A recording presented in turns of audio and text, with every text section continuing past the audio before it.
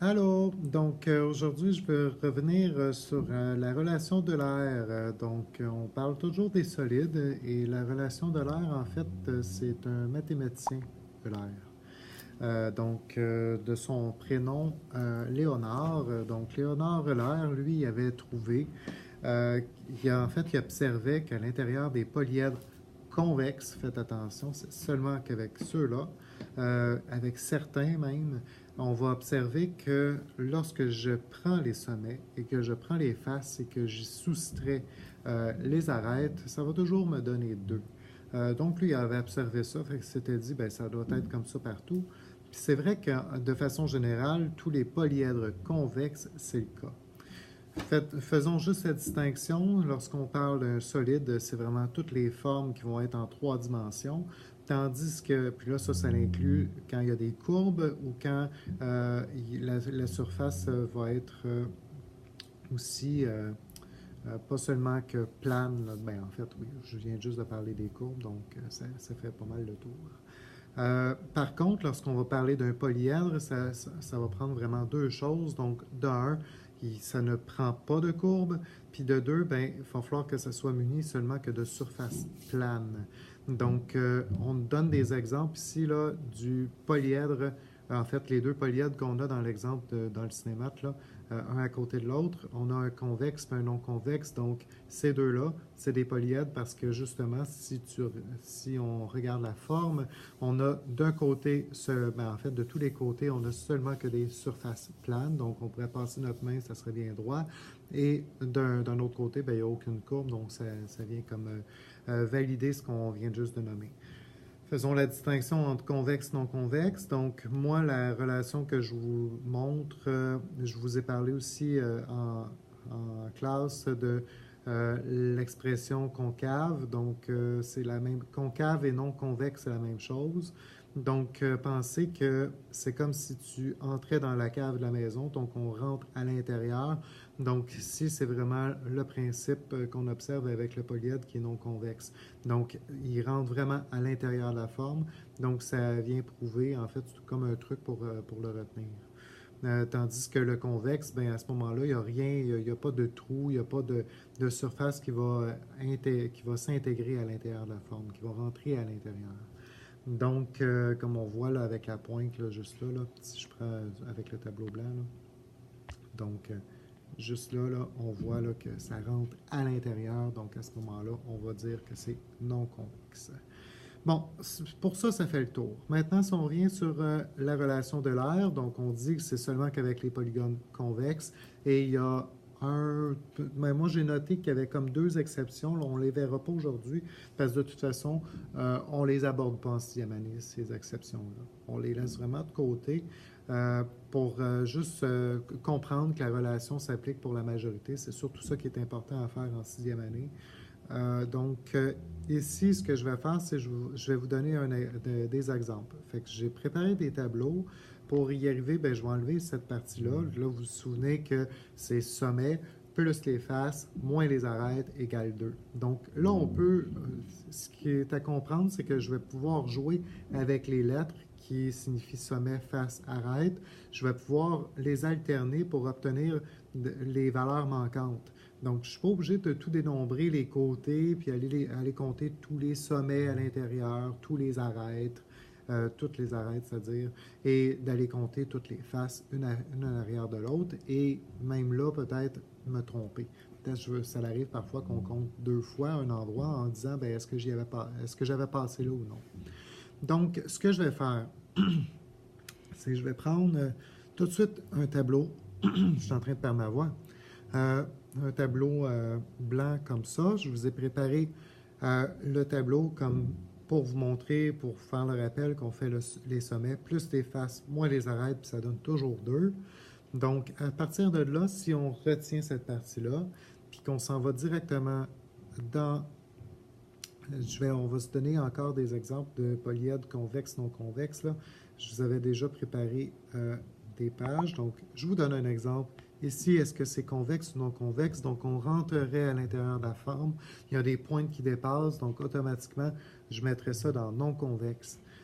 Puis là, ici, même chose, regardez, il y a un trou en plein milieu.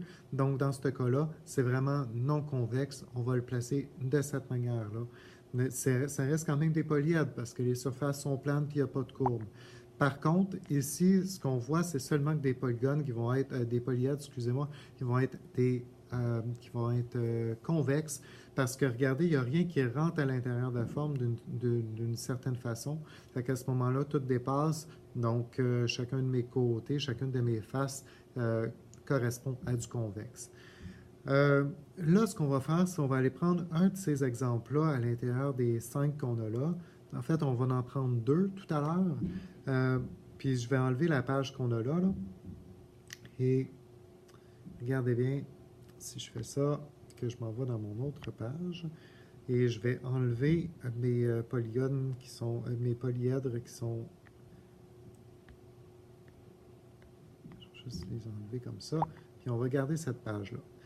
Donc, si on poursuit maintenant avec comment on va utiliser la formule pour trouver la valeur manquante lorsqu'on dénombre pas chacun des arêtes, des sommets et aussi des faces à la forme. Donc, lorsque j'ai une valeur qui est manquante puis que je n'ai pas la représentation du solide ou du polyèdre, ce que je vais faire, c'est que je vais aller calculer la relation comme telle. Fait que ce qu'on va faire, premièrement, c'est on va aller utiliser le tétraèdre. Ici, il est écrit en anglais. Dans l'image, par contre, en français, ça donne ce qui est écrit là. Donc, juste en dessous, tétraèdre. Donc, pourquoi qu'on appelle ça comme ça? C'est vraiment parce que tous les triangles qui sont insérés à l'intérieur pour faire le solide sont des triangles qui sont réguliers, donc qui sont tous égaux. Et ça donne des triangles équilatérales dans notre cas ici. Qu'est-ce que je fais maintenant avec ça?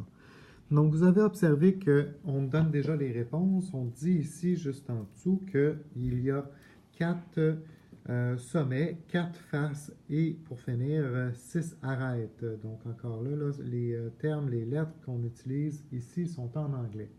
Nous, bien entendu, je vais parler en français. Donc, ce qu'on va dire, c'est, si on se rappelle la formule, on a les sommets plus les faces, moins les arêtes. Oups, là je suis en train d'écrire une des données. Donc les arêtes, ça va me donner 2.